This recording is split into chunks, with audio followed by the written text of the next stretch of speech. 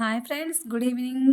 Today ఏంటంటే topic వచ్చేసి నేను ఎప్పటిలాగే మీకు ఈనాడు మ్యాగజైన్లో మంచి మంచి కథలన్నీ చదివినిపిస్తున్నాను కదా. ఈరోజు కూడా నాకు ఒక మంచి కథ నచ్చింది. ఈనాడు మ్యాగజైన్లో జగమంత కుటుంబం అనే కథ. ఇది రాసిన వారు ఎస్ ఘటికాచలరావు గారు.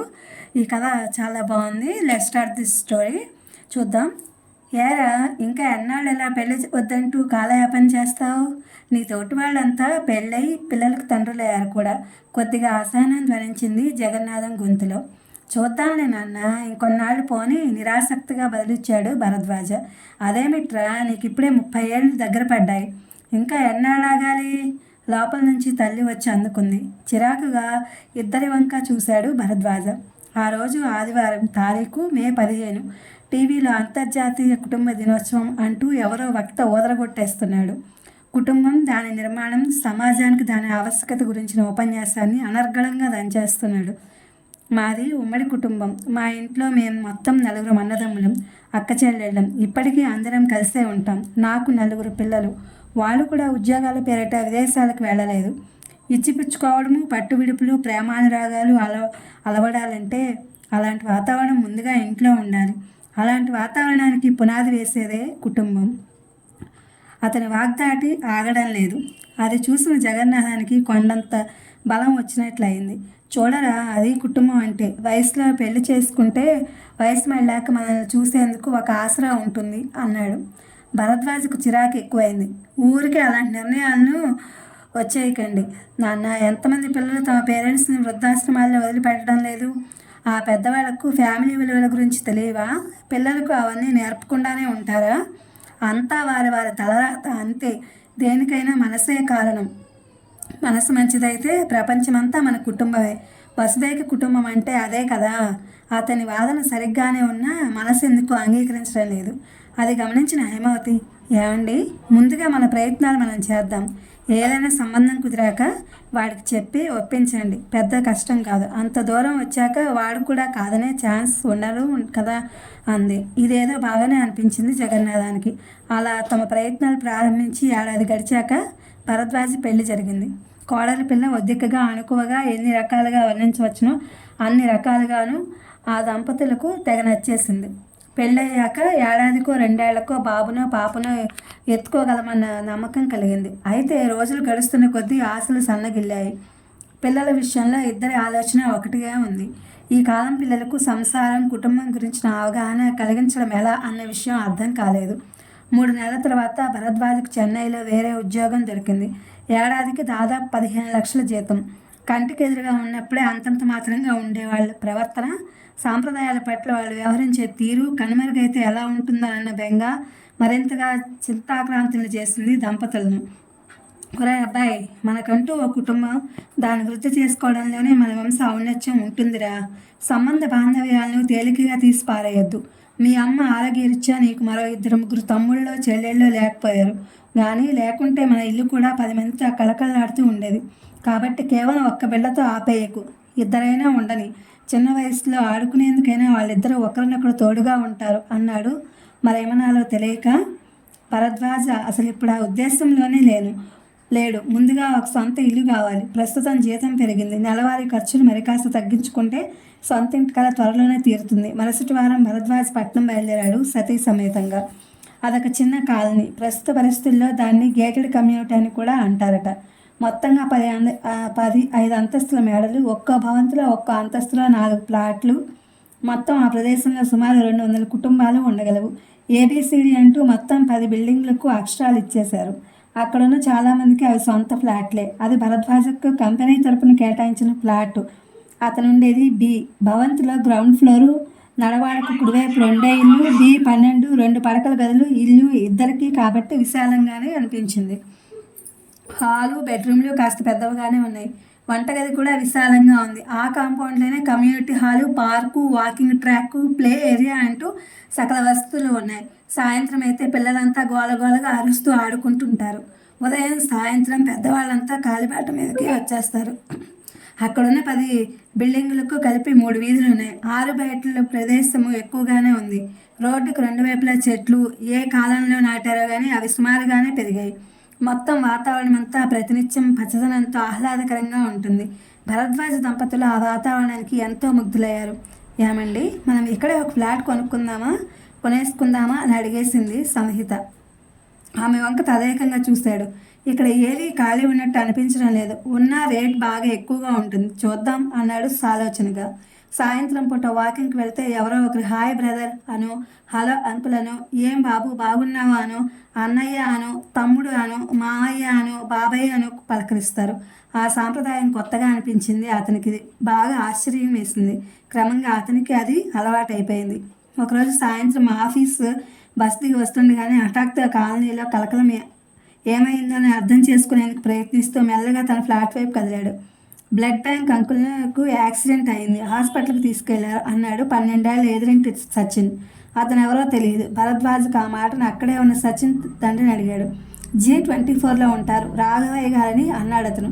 అంటే ఆయన బ్లడ్ బ్యాంక్ నడుపుతున్నారా అడిగాడు భరద్వాజ్. 2 క్షణాలు ఏకాదిగా చూసి బళ్ళను నవ్వేశాడు అతను.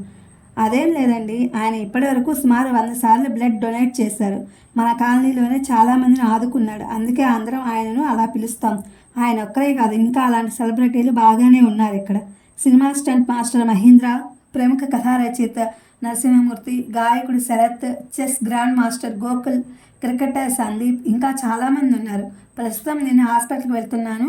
రాఘవయ్య గారిని చూసేందుకు మీరు వస్తారా అడిగాడు సచిన్ తండ్రి సుందర్. అప్పుడే ఆఫీస్ నుంచి వస్తున్నాడు. ఇంటికి వెళ్ళి సంహితతో చెప్పి వెళదామా అంటూ కొద్ది క్షణాలు ఆలోచించి మళ్ళీ పదండి వస్తున్నా అంటూ అడుగులు వెనక్కేశాడు. ఫోన్ చేసి సంహితకు విషయం చెప్పేశాడు భరద్వాజ్. సుందర్ బైక్ మీద ఇద్దరు వాయు వేగంతో హాస్పిటల్ చేరుకున్నారు. అప్పటికే ఆయన్ని ఆపరేషన్ థియేటర్లోకి తీసుకెళ్లారని చెప్పారు. యాక్సిడెంట్ వల్ల కాలికి ఫ్రాక్చర్ అయిందని ఆపరేషన్ చేస్తున్నారని చెప్పారు. అప్పుడే నర్స్ హడావిడిగా బయటకు వచ్చింది. రాఘవయ్య గారి తాలూకు ఎవరండి అంటూ అక్కడ నిలబడి ఉన్న 4-5 అడుగులు ముందుకేశారు.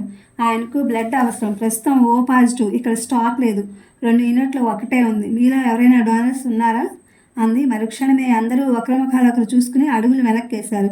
అప్పుడే భరద్వాజ అడుగు ముందుకేసి సిస్టర్ నేను O పాజిటివ్ అన్నాడు. అక్కడున్న అందరూ అతని వంక చూశారు. వాళ్ళ చూపుల్లో ఆరాధనా భావం కనిపించింది. అతన్ని తనతో తీసుకురావడం మంచి పని అయిందన్న భావన సుందర కళ్ళల్లో కనిపించింది. వెంటనే నర్స్ భరద్వాజను లోనికి తీసుకెళ్ళింది. సుమారు 1 గంట గడిచాక భరద్వాజ్ కొద్దిగా నీరసంగా బయటకు వచ్చాడు. అక్కడున్న అందరూ అతన్ని అభినందించారు. భరద్వాజ్కు జరిగిందంతా కలగా అనిపించసాగింది. అతను ఎవరో తానెవరో అయినా ఆ క్షణంలో అలా ఎందుకు అనిపించిందో ఏమీ అర్థం కాలేదు. ఆ క్షణంలో తన చుట్టూ ఉన్న మనుషులందరూ తన వాళ్ళే అనిపించింది. బహుశా అందుకే తాను అలా ప్రవర్తించాడేమో. తండ్రి చెప్పిన మాటలు అర్థం కాసాగాయి. గడిచిన 25 ఏళ్ల జీవితంలో ఏ రోజు రక్తదానం గురించి ఆలోచించలేదు. అలాంటిది ఇవాళ అలా ఎందుకు అనిపించిందో ఒక వ్యక్తిని కాపాడుతున్నాను అనే సంతృప్తి కలిగింది. ఆ భావన మనసులో ఉద్భవించడానికి కారణం ఏమిటి? కాలనీలో చేరిన దగ్గర నుంచి ప్రతిరోజు తనని పలకరించే వాళ్ళు ఏదో ఒక బంధుత్వాన్ని ఆపాదించి పిలవడం ఒక కారణం కావచ్చునా? కుటుంబం పెద్దదిగా ఉండాలని నాన్న పదే చెప్పడం వెనుక ఉన్న కారణం ఇదేనా? బంధుత్వంతో ఉమ్మడి కుటుంబంలో ఒకరినొకరు సహాయపడటం సహజం. అది అలవాటైతే సమాజానికి కూడా సహాయపడచ్చనే అర్థంలో నాన్న అలా అన్నారా? ఆలోచనల్లోనే ఆసుపత్రి నుంచి ఇంటికి చేరుకున్నారు. ఆసుపత్రికి వెళ్ళిన విషయం ముందే తెలిసినా నీరసంగా తిరిగి వచ్చిన భర్త వంక ఆందోళనగా చూస్తుంది సంహిత. కంగారు పడకమ్మా, మీ వారు ఇవాళ ఒక గొప్ప పని చేశారు. రక్తదానం చేసి ఒక ప్రాణాన్ని కాపాడారు. ఎవరూ ఊహించలేదు. మాకందరికీ చాలా సంతోషం కలిగింది అంటూ స్వాంతన వచనాలు పలికాడు సుందర్. 2 రోజులు అయ్యాక రాఘవయ్యను డిశ్చార్జ్ చేశారు.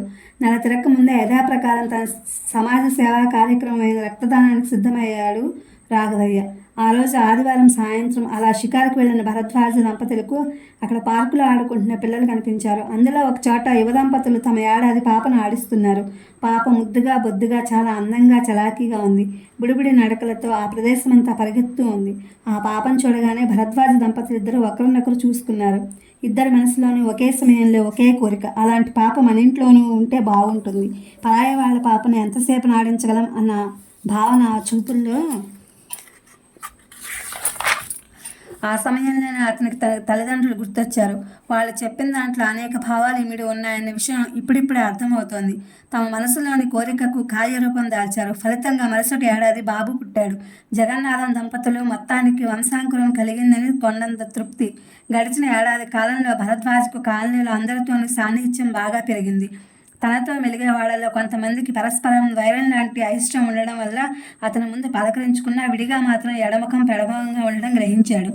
భరద్వాజ నోరు మంచిదైతే ఊరు మంచిదవుతుందని తండ్రి చెప్పిన సామెతను అనిత్యం పాటించే భరద్వాజకు ఆ కాలనీలో అందరూ మంచివారిగానే కనిపించేవారు.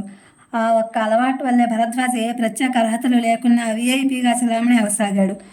బాబుకి 1 ఏడాది వయసు వచ్చింది. తాము కోరుకున్నట్టుగానే బుడిబుడి నడకలతో ముద్దులలికే మాటలతో అలరిస్తున్నాడు బాబు.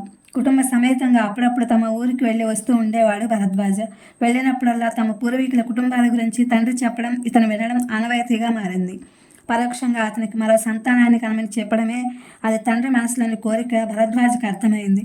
ఉమ్మడి కుటుంబాలలో మనిషి సహాయానికి, మాట సహాయానికి డోకా ఉండదు కానీ ఆర్థికపరమైన కారణాల వల్లే సాధారణంగా కలతలు పెచ్చుమీరుతున్నాయన్న విషయం జగన్నాథానికి అప్పటి వరకు అవగాహనకు రాని విషయం.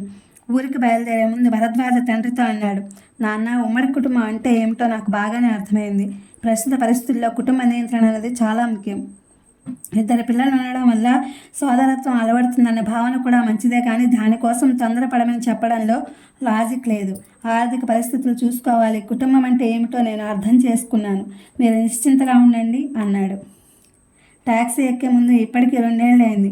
ఒక్కసారి కూడా మీరు చెన్నైకి రాలేదు. వచ్చేవారం తప్పకుండా రావాలి. మీరు రాకుంటే నేనే వచ్చి తీసుకెళ్తా అంటూ కారెక్కాడు. సాయంత్రం 5 గంటలకు కుటుంబ సమేతంగా పార్కు వైపుకు నడిచాడు భరద్వాజ. అతని తల్లిదండ్రులు క్రితం రోజే వచ్చారు. జగన్నాథ దంపతులు మనవణ్ణి ఎత్తుకుని అక్కడున్న జారుడు బల్ల వద్దకు వెళ్ళి వాడిని అక్కడ ఆడించసాగారు. భరద్వాజ, సంహిత అక్కడున్న కాలిబాట్ల నడకలు ప్రారంభించారు. మొత్తంగా 10 చుట్లు వేస్తే 2 కిలోమీటర్లు నడిచినంత దూరం అవుతుంది. అలా 10 రౌండ్లు మిగించుకుని కూర్చున్నారు ఇద్దరు. అప్పుడే జగన్నాథం దంపతులు వచ్చి పక్కనే కూర్చున్నారు. హలో బ్రదర్, పేరెంట్సా అంటూ పలకరించాడు G20లోని ప్రకాశన్. అవునన్నట్టు తలూపాడు భరద్వాజ. నమస్తే బాబాయ్ అంటూ జగన్నాథానికి చేతులు జోడించి తన వాకింగ్ కొనసాగించాడు ప్రకాశన్. బాబాయ్, సెకండ్ సేమ్ రిజల్ట్స్ వచ్చాయి. 9 GPA అన్నాడు C32లోని Rohit. Nice, keep it up, your help made it possible, ఉంటానని జాగింగ్ కొనసాగించాడు రోహిత్. అప్పుడప్పుడు సందేహాలు అడుగుతుంటాడు తన సబ్జెక్ట్లో. అంకులు రేపు నన్ను చూసేందుకు హైదరాబాద్ నుంచి వస్తున్నారట. నాన్న మీతో చెప్పమన్నారు. చాలా హ్యాపీగా ఉన్నారు అంది D14లోని శ్రావణి. తనకి ఈ మధ్యనే ఇన్ఫోసిస్లో ఉద్యోగం దొరికింది. కంగ్రాట్స్. నాన్నకేనా హ్యాపీ, నీకు మాత్రం లేదా? సిగ్గుపడి పారిపోయింది శ్రావణి. అన్నయ్య, ఎల్లుండి LNTలో ఇంటర్వ్యూ, రేపు ఒకసారి కలుస్తాను, ఏమైనా టిప్స్ ఇవ్వగలవా అన్నాడు శశాంక్. అతను E14లో ఉంటాడు. ఎక్సలెంట్, దానికేం, నువ్వు ఎప్పుడైనా రావచ్చు. మరో నిమిషంలో 70 ఏళ్ల శంకరన్ అక్కడికి వచ్చారు. అబ్బాయి, నా IT రిటర్న్స్ కాస్త చూసి పెట్టగలవా? వెబ్సైట్ కొద్దిగా ఇబ్బందిగా ఉంది, అర్థం కావడం లేదు అన్నాడు అతను H42లో ఉంటాడు. అలాగే తాతయ్య అన్నాడు భరద్వాజ. ఎవ్వరు? అమ్మ నాన్న. నమస్కారం అండి, రత్నం లాంటి అబ్బాయినికి అన్నారు. ఒక్కడు 1000 మందికి సమానం, పొగడ్తలు కాదు, నిజం అన్నాడు పెద్దాయన. జగన్నాథం కొడుకు వంక విప్పార నేత్రాలతో చూడసాగాడు. ఒక్కొక్కరు ఒక్కో విధమైన బంధుత్వాన్ని ఆపాదించుకుని భరద్వాజను పిలవడం అతనికి చాలా వింతగా, కొత్తగా, ఆశ్చర్యంగా, ఆనందంగా అనిపించింది. అదే సమయంలో భరద్వాజ తండ్రి వైపు చూశాడు. ఉమ్మడి కుటుంబం అంటే ఏమిటి నాన్న? అందరూ ఒకచోట కలిసికట్టుగా ఉండడమే కదా. ఆ లెక్కన ప్రస్తుతం నాది ఎంత పెద్ద కుటుంబమో చూసావా? రక్త సంబంధం ఉన్నంత మాత్రాన బంధాలు బలంగా ఉంటాయా? రక్త సంబంధం లేకున్నా బంధాలు బలంగా ఉంటే అదే ఉమ్మడి కుటుంబం అనుకుంటాను. నేను ఇక్కడ ఒక్కరికి రక్తదానం చేశాను. ఆ తర్వాత ఆయన ఇక్కడున్న చాలామందికి దానం చేశారు. కాబట్టి నా రక్తం ఇక్కడున్న అందరిలోనూ ఉన్నట్టేగా. ఆ లెక్కన ఇప్పుడు నేను వీళ్ళందరికీ రక్త సంబంధికుడినేగా. ఇక్కడున్న కుటుంబాల్లో కనీసం సగం కుటుంబాలు నావే. అలా ఇప్పుడు నాది జగమంత కుటుంబం, అందరూ అనే వసుదైక కుటుంబం. ఏమంటారు అన్నాడు భరద్వాజ. జగన్నాథం కళ్ళు చెమర్చాయి. ఏమంటాను? నాకు అందనంత ఎత్తుకు ఎదిగావురా. నువ్వు అనేది నిజమే. పరోపకారార్థం విధం శరీరం అన్నట్టు బంధాలు బలంగా ఉండాలంటే కేవలం రక్త సంబంధాలే కానక్కర్లేదు. నా ప్రయత్నం లేకుండా ఇంత పెద్ద కుటుంబాన్ని ఇచ్చినందుకు చాలా సంతోషంగా ఉంది. మన అంటే మనసు అనే పదంలోని మొదటి 2 అక్షరాలే కదా. ఆ మనసే అన్ని బంధాలకు మూలమనే మనల్ని నడిపిస్తుంది.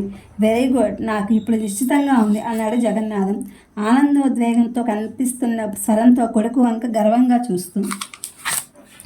ఇది ఫ్రెండ్స్ ఇవాళ జగమంత కుటుంబం ఎస్ ఘట్కాచలరావు గారు రాసినటువంటిది. ఇరుగు పొరుగు వారు కూడా ప్రేమానుబంధాలు అనేవి ఎలా ఉంటాయి ఈ కథలో బాగా చెప్పారు కదా. అందుకే ఈ కథ నాకు నచ్చి వీడియో అప్లోడ్ చేసి చదివినిపించాను.